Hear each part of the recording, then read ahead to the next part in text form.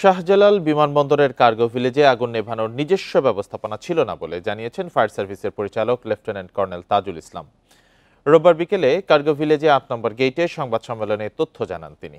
বলেন, কার্গো ভিলেজে আগুন নেভানোর প্রত্যক্ষ বা পরোক্ষ কোনো কার্যকর ব্যবস্থাপনা ছিল না।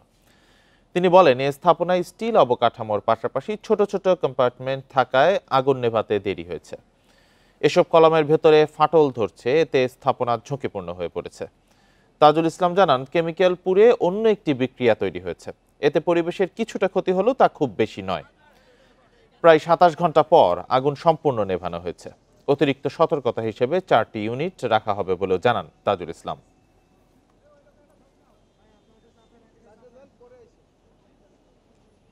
ভিতরে কেটে কেটে ঢুকতে হয়েছে আমাদের। এই স্টিলগুলো কেটে ঢোকাটা একটা বড় কষ্টসাধ্য বিষয় ছিল, এটা একটা ঝুঁকিও ছিল। আমাদের এই চ্যালেঞ্জটা আমরা মোকাবেলা করতে পেরেছি এবং সময় লেগেছে। এই কারণে আমাদের প্রথম দিকে যেহেতু আমরা যদি ভিতরে ঢুকতে পারতাম, মানে সিস্টেমেটিক যে প্রসেসটা থাকে সাধারণত, এক্সিট রুট, আপনার এসকেপ রুট, এইগুলো এখানে কম ছিল। বিমানবন্দরের কার্গো ভিলেজের আগুনে পুড়ে ছাই হয়েছে বহু ব্যবসায়ীর স্বপ্ন। আমদানি করা পণ্য পুড়ে যাওয়ায় বন্ধ হবে কারো উৎপাদন, বিদেশি ক্রেতা হারানোর শঙ্কায় আছেন অনেক ব্যবসায়ী। বিপুল পরিমাণ পণ্য পুড়ে যাওয়ায় ক্ষতিপূরণ দাবি তাদের। সুরক্ষিত জায়গায় এমন আগুনের ঘটনায় ষড়যন্ত্র দেখছে ব্যবসায়ী সংগঠন বিকেএমইএ। বিমানবন্দরের কার্গো ভিলেজে ভয়াবহ আগুনের ২২ ঘন্টা পরও ধোঁয়া উঠতে দেখা যায়। আগুনে পুরো কার্গো কমপ্লেক্স পুড়ে ছাই হয়েছে, সঙ্গে ক্ষতিগ্রস্ত হয়েছে বহু ব্যবসায়ীর স্বপ্ন। দেশের রেপ সিস্টেম কোম্পানি ব্যবসা করে গুগল ও বহুজাতিক ডেল কোম্পানির সঙ্গে। প্রায় ৫ কোটি টাকার সার্ভার এসেছিল বিমানবন্দরে, যা রোববার ছাড়ানোর কথা থাকলেও আগুনে পুড়েছে কোম্পানির সব সার্ভার। আমাদের ব্যবসাটা মূলত বড় বড় ডেল, গুগল, এদের সাথে ব্যবসাগুলো হয়। আর আইটি প্রোডাক্ট আমাদের আইটি ব্যবসা, সো এখানে একটা বড় ধরনের লস আমরা আশা করতেছি। পুড়েছে চায়না থেকে আমদানি করা ভিভো মোবাইল কোম্পানির ১০,০০০ কেজি মোবাইল অ্যাক্সেসরিজ, যার বাজার মূল্য প্রায় ১০০ কোটি টাকা। আগুনে হাজারের বেশি প্রতিষ্ঠানের পণ্য পুড়েছে, যার সঙ্গে জড়িয়ে আছে লাখো মানুষের কর্মসংস্থান। ৪৩০০ কেজি পর্যন্ত একটা শিপমেন্টেই আমাদের মালামাল আছে, এবং ১২০০ কেজি আছে, ২০০০ কেজি আছে, মানে অল ওভারেজ ১০,০০০ কেজির মতো শিপমেন্ট হবে, কাছাকাছি ১০০ কোটি টাকার মতো হবে। কিভাবে এই জায়গা থেকে উত্তরণ ঘটানো যায়, আমাদের মূল বিষয়টা হচ্ছে সারা পৃথিবীতে একটা মেসেজ গিয়েছে, সারা ওয়ার্ল্ডে, যে এখন আমাদের এখানে ইম্পোর্ট কার্গো বন্ধ আছে। বিমানবন্দরে প্রতিদিন প্রায় ৪,০০০ আমদানি পণ্যের চালান দাখিল হয়, যেখানে থাকে ওষুধের কাঁচামাল, হালকা যন্ত্রপাতি ও ইলেকট্রনিক্স পণ্য এবং তৈরি পোশাকের কাঁচামাল। ক্ষতিগ্রস্ত যাদের বিমানেই তাদেরকে ক্ষতিপূরণ দেওয়ার দাবি করেন বিকেএমইএর সভাপতি। প্রতিদিনই কোথাও না কোথাও আগুন লাগতো, একটা ষড়যন্ত্রমূলকভাবে এবং পরিকল্পিতভাবে। আজকে কি তাহলে এইটাও কি আবার শুরু হয়েছে? দেশের গুরুত্বপূর্ণ স্থাপনা, গুরুত্বপূর্ণ ইন্ডাস্ট্রি, এটা মানে কতটা ভয়াবহ ভিতরে গিয়ে আমরা বুঝতে পারলাম যে ব্যাপারটা ভীষণ একটা খারাপ অবস্থা। ভিতরে আমাদের কতদিন লাগবে আমরা ঠিক জানি না, ১৫ থেকে ১ মাস লাগবে এটাকে আবার ব্যাক করার জন্য। আমদানি পণ্য চালান ক্ষতিগ্রস্ত হলেও বিমানবন্দরের রপ্তানি পণ্য চালান যে অংশে থাকে সেখানে আগুন না যাওয়ায় সুরক্ষিত রয়েছে রপ্তানি পণ্য। তৌহিদ রানা, ইন্ডিপেন্ডেন্ট নিউজ, ঢাকা। জুলাই সনদ বাস্তবায়ন, গণভোট ও পিআর পদ্ধতি সহ ৫ দফা দাবিতে কর্মসূচি ঘোষণা করেছে জামায়াতে ইসলামী, ইসলামী আন্দোলন, খেলাফত মজলিস এবং বাংলাদেশ খেলাফত মজলিস সহ সমমনা রাজনৈতিক দলগুলো। রোববার বিকেলে জাতীয় প্রেস ক্লাবে এক সংবাদ সম্মেলনে ঘোষণা দেন জামায়াতের সেক্রেটারি জেনারেল মিয়া গোলাম পরওয়ার ও খেলাফত মজলিসের মহাসচিব আহমেদ আব্দুল কাদের। ২০ অক্টোবর রাজধানীতে, ২৫ অক্টোবর বিভাগীয় শহর এবং ২৭ অক্টোবর জেলা শহরগুলোতে বিক্ষোভ মিছিল ও সমাবেশের ঘোষণা দেন তারা। ২৭ অক্টোবরের মধ্যে দাবি না মানলে গণ আন্দোলনের হুঁশিয়ারি দেয়া হয় সংবাদ সম্মেলনে।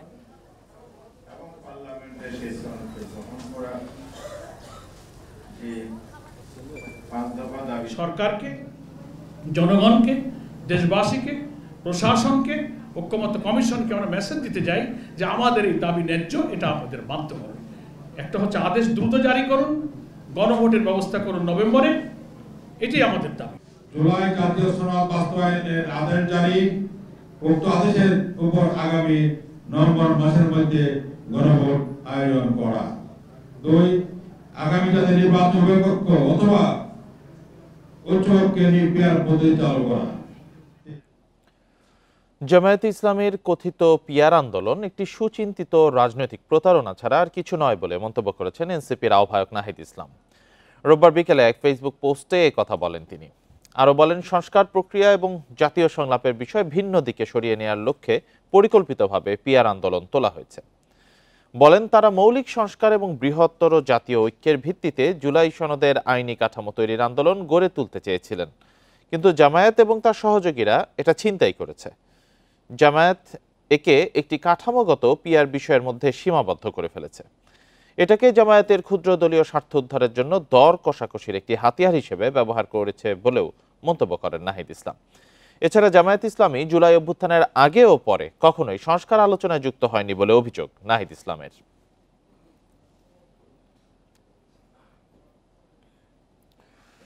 বিকল্প প্রতীক দিতে এনসিপিকে 19 অক্টোবর পর্যন্ত সময় দেয় ইসি, কিন্তু এখনো তা সুরাহা হয়নি। বরং ইসিতে গিয়ে এনসিপি নেতারা জানিয়ে এসেছেন অন্য প্রতীক নয়, সাপ্লাই দিতে হবে। ইসির সঙ্গে বৈঠক শেষে রোববার হাসনাত আব্দুল্লাহ মন্তব্য করেন, কমিশনকে নিয়ন্ত্রণ করছে কয়েকটি দল ও সংস্থা। তবে কমিশনারের জবাব, কোনো দলের কাছে মাথা নত করে না ইসি। রোববার ছিল ইসির প্রতীক চূড়ান্ত করার শেষ দিন, কিন্তু এনসিপির শাপলা প্রতীক নিয়ে অনিশ্চয়তা কাটেনি। এ নিয়ে ইসির সিনিয়র সচিবের সঙ্গে বৈঠক করেছেন এনসিপি নেতারা। তারা বলেন, শাপলা প্রতীক পাওয়ার পক্ষে এনসিপির কাছে একটি গাইডলাইন চেয়েছে ইসি। নেতারা মন্তব্য করেন, কমিশনের কার্যক্রমে আস্থা নেই তাদের। নির্বাচন কমিশনের আসলে রিমোট কন্ট্রোলটা এটা অন্য জায়গায়, শাপলা ছাড়া কোনো বিকল্প কোনো অপশন নাই। এখন আমরা বিকল্প কেন নিব? এটার আইনগত তো ব্যাখ্যা লাগবে। আমরা দেখেছি এখনো পর্যন্ত কোনো আইনগত ব্যাখ্যা কোনো কিছুই নির্বাচন কমিশন আমাদেরকে দিতে পারেনি। জুডিশিয়ারি থেকে একজন, যিনি জুডিশিয়ারি থেকে এসেছে, উনি একটি নির্দিষ্ট দলের পক্ষে কাজ করতেছেন। যিনি সিভিল সার্ভিস থেকে এসেছে, উনি একটি নির্দিষ্ট দলের পক্ষে কাজ করতেছেন। আর যিনি ডিজিএফের প্রেসক্রিপশন বা আর্মি থেকে এসেছে, উনি ওইখানে কাজ করতেছেন। আমরা বলেছি এই নির্বাচন কমিশনকে জনগণের নির্বাচন কমিশন বানাতে হবে। এদিকে নির্বাচন কমিশনার আনারুল ইসলাম জানান, নির্বাচন কমিশন শুধু আইনের কাছে জবাবদিহি করবে, কোনো ব্যক্তি বা দলের কাছে মাথা নত করে না। কমিশন নিরপেক্ষ, নির্বাচন কমিশন কোনো অন্যায়ের প্রতি মাথা নত করবে না। নির্বাচন কমিশন সাংবিধানিক প্রতিষ্ঠান। নির্বাচন কমিশন শুধুমাত্র আইন কানুনের উপর দায়বদ্ধ। আইনের কাছে সে জবাবদিহি করবে, কোনো ব্যক্তির কাছে, কোনো গোষ্ঠীর কাছে, কোনো দলের কাছে, কোনো প্রার্থীর কাছে মাথা নত করবে। সিলেটের সাংবাদিকদের কাছে তিনি আরও বলেন, ফেব্রুয়ারিতে সুষ্ঠু নির্বাচন আয়োজনে কোনো চ্যালেঞ্জ নেই। সুলতানা জাহান মিতু, ইন্ডিপেন্ডেন্ট নিউজ, ঢাকা। সংসদ নির্বাচনে 300 আসনে প্রার্থী দেওয়ার কথা ভাবছে গণ অধিকার পরিষদ। আছে বিএনপি বা বড় কোনো দলের জোটে যাবার পরিকল্পনা। তবে এনসিপি ও গণ অধিকার পরিষদ একীভূত হলে পাল্টে যেতে পারে হিসাব নিকাশ। সুষ্ঠু নির্বাচনের জন্য জুলাই সনদ বাস্তবায়ন চান গণ অধিকার পরিষদের সভাপতি নুরুল হক নূর। 2018 সাল শুরুতে কোটা সংস্কার আন্দোলন, পরে ডাকসুর ভিপি নির্বাচনের মধ্য দিয়ে আলোচনায় নুরুল হক নূর, রাশেদ খান, হাসান আল মামুন সহ বেশ কজন ছাত্রনেতা। পরে কোটা সংস্কার আন্দোলনের নেতৃত্বদানকারীরা 2021 সালে গঠন করেন গণ অধিকার পরিষদ। নানা সময় আওয়ামী সরকারের বিরুদ্ধে সমালোচনা, নূরের উপর ধারাবাহিক হামলা, রাজপথে আন্দোলন সহ নানা কর্মসূচি দিয়ে আলোচনায় দলটি। স্বৈরশাসনের পতনের পর রাষ্ট্র গঠনে ভূমিকা রাখতে চায় গণ অধিকার পরিষদ।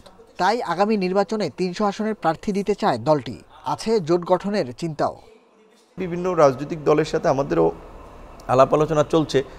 একটা হচ্ছে যে নির্বাচনী জোট করা, এবং আরেকটা হচ্ছে যে অন্তত বিভিন্ন রাজনৈতিক দলের নেতৃবৃন্দ যেই আসনগুলোতে নির্বাচন করবেন সেখানে একটি দলের প্রার্থী হলে অন্য দলের সেখানে প্রার্থী থাকবে না। তবে হিসেব পাল্টে যেতে পারে গণ অধিকার পরিষদ ও এনসিপি একীভূত হলে।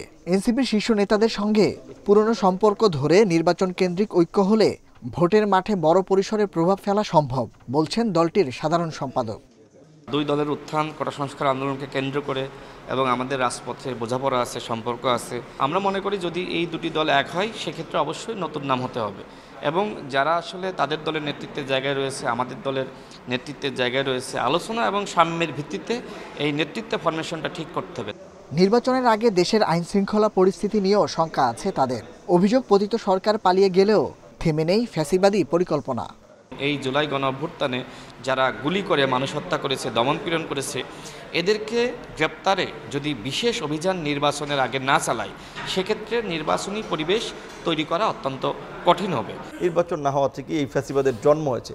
কাজে আগামীতে যদি একটা সুষ্ঠু নির্বাচন না হয়, তাহলেও কিন্তু বাংলাদেশ একটা বড় ধরনের আবার সংকটে পড়বে।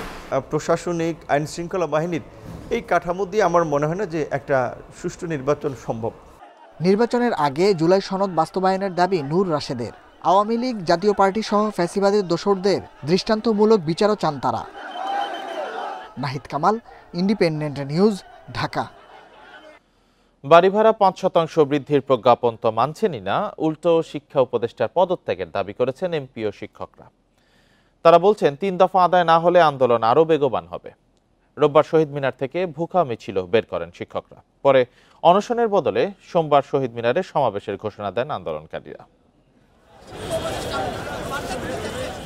8 দিন ধরে আন্দোলন করছেন এমপিওভুক্ত শিক্ষক কর্মচারীরা। রোববার সকাল থেকে কেন্দ্রীয় শহীদ মিনারে অবস্থান নিয়ে অনশন শুরু করেন তারা। 5% বাড়ি ভাড়া বাড়ানোর প্রজ্ঞাপনও প্রত্যাখ্যান করেছেন আন্দোলনকারীরা। যতক্ষণ আমাদের দাবি পূরণ না হবে, এই যে স্কুলে তালা লেগেছে, চলবেই তালা, চলবেই তালা। 2000 টাকা বাড়ি ভাড়া একটা কুড়ে ঘরে পাওয়া যায় না। এই কারণে এটার আমরা তীব্র প্রতিবাদ জানাই। আমাদের ন্যূনতম 20% অবশ্যই কার্যকর করতে হবে। এই যে আমাদের সঙ্গে যে বৈষম্যমূলক আচরণ করতেছে, অত্যন্ত ন্যাক্কারজনক, অত্যন্ত ঘৃণাজনক। শিক্ষকদের আন্দোলনে একত্রতা জানিয়েছেন ডাকসুর ভিপি। হুঁশিয়ারি দেন শিক্ষকদের দাবি মেনে না নিলে ফ্যাসিস্টের মতো পরিণতি হবে অন্তর্বর্তী সরকারের। অন্তর্বর্তীকালীন সরকারে আমরা যাদেরকে দেখতে পাই তারা সবাই শিক্ষক। শিক্ষক হয়ে আপনারা আমাদের শিক্ষকদের বঞ্চনা, তাদের ন্যায্য অধিকার কথা অনুভব করতে পারছেন না। আপনারা যদি এটা করতে না পারেন, আপনাদের এখানে থাকার দরকার নাই। আমাদের শিক্ষকদের ন্যায্য দাবি মেনে না নেন, তাহলে বাংলাদেশে ফ্যাসিবাদ, খুনি হাসিনা এবং তার দোসরদের যে পরিণতি হয়েছিল তার চাইতে খারাপ করতে আপনাদের। সন্ধ্যায় নতুন কর্মসূচি ঘোষণা করেন আন্দোলনকারীরা। সোমবার অনশনের পরিবর্তে শহীদ মিনারে সমাবেশের ঘোষণা দেন তারা। প্রয়োজনে বাজেট পরিবর্তন হবে শিক্ষকদের জন্য, প্রয়োজনে সচিবকে বিদায় করতে হবে। আগামীকালকে জাতীয় শহীদ মিনারে বাংলাদেশের লক্ষ লক্ষ শিক্ষকের ইনশাআল্লাহ আগামীকালকে সমাবেশ অনুষ্ঠিত হবে। শিক্ষকরা বলছেন, বাড়ি ভাড়া, চিকিৎসা ও উৎসব ভাতার দাবি আদায় না করে ঘরে ফিরবেন না তারা। চালিয়ে যাবেন শান্তিপূর্ণ আন্দোলন। Nahid Kamal, independent news, Dhaka. আশুগঞ্জ আখাউড়া মহাসড়কে যানজটে উপদেষ্টার ভোগান্তির পর নড়েচড়ে বসেছে প্রশাসন। খানাখন্দ আর প্রকল্পের কাজ বন্ধ থাকায় ব্রাহ্মণবাড়িয়ার বিশ্ব রোড গোল চত্বর এতদিন হয়ে উঠেছিল গলার কাঁটা। তবে এবার ট্রাফিক ব্যবস্থাপনায় দেয়া হচ্ছে বিশেষ গুরুত্ব। সেই সাথে সড়ক বর্ধিতকরণ কাজ 2 বছর বন্ধ থাকার পর মেয়াদ বাড়িয়ে আবারও শুরু হয়েছে। কিশোরগঞ্জের ভৈরব থেকে ব্রাহ্মণবাড়িয়া চান্দুরা পর্যন্ত ঢাকা সিলেট মহাসড়কে প্রায় রোজকার ভোগান্তির কারণ 25 থেকে 30 কিলোমিটার দীর্ঘ যানজট। গত প্রায় 2 বছর ধরে 4 লেনের নির্মাণ কাজ বন্ধ ছিল। এছাড়া বৃষ্টিতে খানাখন্দ সৃষ্টি হওয়ায় বেহাল মহাসড়ক। সম্প্রতি পরিস্থিতি পর্যবেক্ষণে গিয়ে প্রায় 3 ঘন্টার যানজটে আটকা পড়েন সড়ক উপদেষ্টা নিজেই। এ সময় ট্রাফিক ব্যবস্থাপনার কঠোর সমালোচনা করেন তিনি। পরে হাইওয়ে পুলিশের বাড়তি সদস্য মোতায়েন সহ বেশ কিছু পদক্ষেপ নেওয়া হয়। 4 ঘন্টা 5 ঘন্টা 8 ঘন্টা লাগে দেখা যেতে মতালাদের রাস্তা জমজমাট হয়েছে, আইতেছে যাইতেছে, কোনো যানজট নাই। রোড একদম ক্লিয়ার থাকে, সবাই এখন আমরা খুব সুন্দর পরিবেশে পরিবহন চলতেছে। পাশের যে কাউন্টারগুলি, কাউন্টারের এই গাড়িগুলি দাঁড়ানোর কারণে এই গুচ্ছতের মধ্যে যানজটটা সৃষ্টি হয় আর কি। আর পাশাপাশি কিছু অবৈধ দোকানপাট আছে, দোকানপাট নিয়েও সমস্যা হয়। আর ট্রাফিক ব্যবস্থাটা যদি ভালো করা হয় তাহলে যানজটটা থাকবে না। সড়কে শৃঙ্খলা ফেরাতে বিশ্ব রোড গোল চত্বরের চারপাশে খানাখন্দ ভরাট, রাস্তা সংস্কার ও ডিভাইডার বসানোর কাজও শুরু হয়েছে। প্রকল্পের মেয়াদ বাড়ানো হয়েছে 2 বছর। সে সাথে নির্ধারিত সময়ে কাজ শেষের আশ্বাস কর্মকর্তাদের। বিশ্ব রোড গোল চত্বরটাকেও আর একটু ওয়াইডেন করব, আর একটু মানে প্রশস্ততা বৃদ্ধি করে একটু মেরামতের কাজটা চালিয়ে যাব এবং এর ফলে মানে স্পেসটা বেড়ে যাবে, গোল চত্বরের স্পেসটা বেড়ে যাবে। তখন ট্রাফিকগুলো মুভমেন্ট করতেই আরও ইজি হবে। তো আমরা অলরেডি সেই কাজই করছি। আশুগঞ্জ নৌবন্দর থেকে আখাউড়া স্থলবন্দর পর্যন্ত 50.58 কিলোমিটার মহাসড়ক 4 লেন করার কাজ শুরু হয় 2020 সালের ফেব্রুয়ারিতে, কিন্তু 5 বছরেও শেষ হয়নি নির্মাণ। Independent news. ঢাকা চট্টগ্রাম মহাসড়কের চট্টগ্রাম অংশে দাপিয়ে বেড়াচ্ছে নিষিদ্ধ থ্রি হুইলার। নগরীর সিটি গেট থেকে সীতাকুণ্ড মিরসরাই পর্যন্ত নানা গতির এসব থ্রি হুইলারের কারণে ঘটছে দুর্ঘটনা। স্থানীয় প্রশাসন ও হাইওয়ে পুলিশের নিষ্ক্রিয়তার কারণে মহাসড়কে থ্রি হুইলার বন্ধের সিদ্ধান্ত কার্যকর হচ্ছে না বলে মনে করছে সংশ্লিষ্টরা। দেশের অর্থনীতির লাইফলাইন খ্যাত ঢাকা চট্টগ্রাম মহাসড়ক 4 লেনের এই সড়কে দিনে রাতে ছুটে চলে যাত্রীবাহী বাস ও বিভিন্ন গতির ভারী লাখো যানবাহন। তবে সাম্প্রতিক সময়ে গুরুত্বপূর্ণ এই সড়কের চট্টগ্রাম অংশে বেড়েছে সিএনজি অটোরিকশা, ব্যাটারি চালিত রিকশা, টেম্পুর মতো থ্রি হুইলারের দৌরাত্ম্য। মহাসড়কের 2 লেনেই চলে এসব যান, অনেক সময় উল্টো পথেও ছুটে আসে গাড়ি। নিজেদের বিপদ জেনেও উচ্চগতির বাস, ট্রাক, লরির সাথে পাল্লা দেয় থ্রি হুইলারের চালকরা। সামান্য একটু গাড়ি, তাহলে বাইচান্স কোনো দুর্ঘটনা ঘটে গেলে যাত্রীরও নিরাপত্তা নাই, নিজেরও তো নিরাপত্তা নেই। সিটি গেটের পরে যে গাড়িগুলো চলে এগুলো আপনার খুব অতিরিক্ত আর কি, তো এটা থ্রি হুইলারের জন্য সমস্যা। আইনের তোয়াক্কা না করেই মহাসড়ক দাপিয়ে বেড়াচ্ছে যানগুলো। সংশ্লিষ্ট আইন প্রয়োগকারী কর্তৃপক্ষের নাকের ডগায় প্রভাবশালীদের মদদে এসব যান চলাচল করে বলে অভিযোগ উঠেছে। থ্রি হুইলারকে আমরা দীর্ঘদিন ধরে জানিয়ে আসছি এই গাড়িগুলো মহাসড়ক শূন্য করা হোক, কিন্তু অসাধু কিছু কর্মকর্তার যোগসাজশে সিএনজির অজুহাতে তারা এইটা অব্যাহত রাখছে। হাইওয়ে পুলিশ থাকার শর্ত, জেলা পুলিশ থাকার শর্ত এই ধরনের গাড়িগুলো কিভাবে চলে? নানা কারণে সম্প্রতি এই ধরনের যানবাহনের বিরুদ্ধে অভিযান কমেছে বলছে পুলিশ। এসব বন্ধ করলে সামাজিক অস্থিরতা বাড়বে বলে যুক্তি দিচ্ছেন ঊর্ধ্বতন কর্তারা। থ্রি হুইলার বন্ধ করলে তার যে চাপটা, তাদের জীবন জীবিকার বিষয়টা তো আবার কেউ না কেউ কাউকে না কাউকে সরকারকে মনে রাখতে হয়, ব্যালেন্স করে আসলে চলতে হয়। আমরা পারি বন্ধ করতে, কিন্তু পুরোপুরি বন্ধ করতে গেলে যে চাপটা আসবে সেইটা আবার কিভাবে মোকাবেলা হবে জানি না।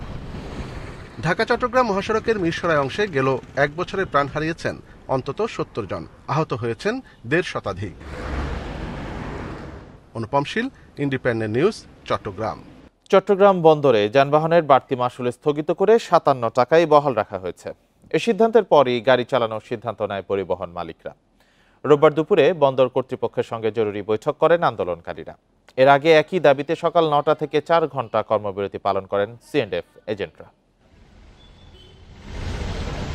বন্দরের জেটিগুলোর সামনে নেই যানবাহনের চিরচেনা ভিড়। বর্ধিত মাশুল প্রত্যাহারের দাবিতে পরিবহন শ্রমিক মালিকদের কর্মবিরতির কারণেই এমন চিত্র তৈরি হয়েছে। একই দাবিতে সকাল 9টা থেকে দুপুর 1টা পর্যন্ত কর্মবিরতি পালন করে C&F এজেন্টরা। ট্যারিফ প্রত্যাহারের দাবি ছিল তাদেরও।